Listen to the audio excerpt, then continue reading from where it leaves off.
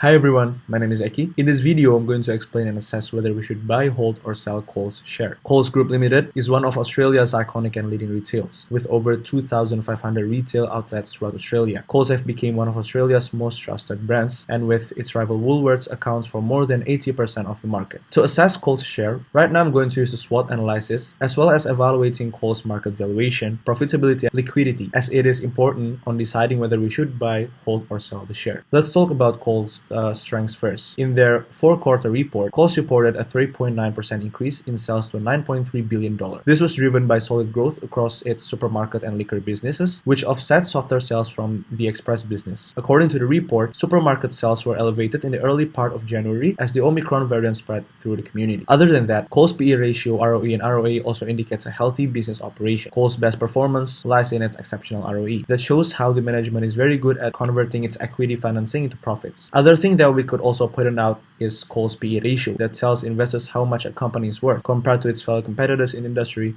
Coles PE ratio is considered healthy. In the contrary, Coles' weakness lies in their express segments, with 0.8% decline.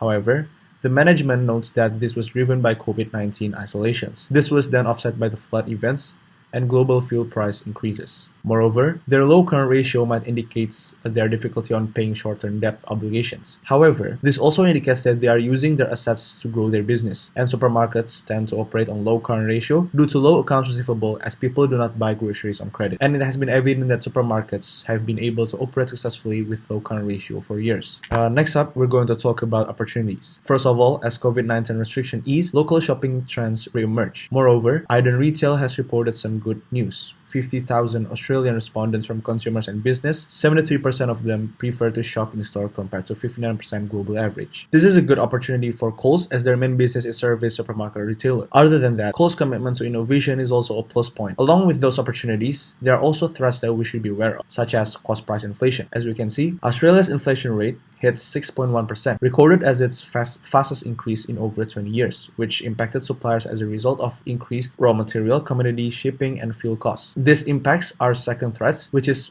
fierce industry competition. Being a low switching cost industry forced Coles and its competitors to compete on cost reduction, which would be a lot harder with an increased inflation rate. Okay, so to buy, to hold, or to sell. Based on the discussion and looking at Coles' current share price and trend, I would recommend to hold the shares. Coles' current share price is close to its price target suggested by some brokers, and they're showing outstanding third quarter performance, shows how the management were able to manage the business even in difficult times. Their fourth quarter performance is also promising, knowing that COVID-19 restrictions have been lifted, as well as their promising long-term investment and innovation.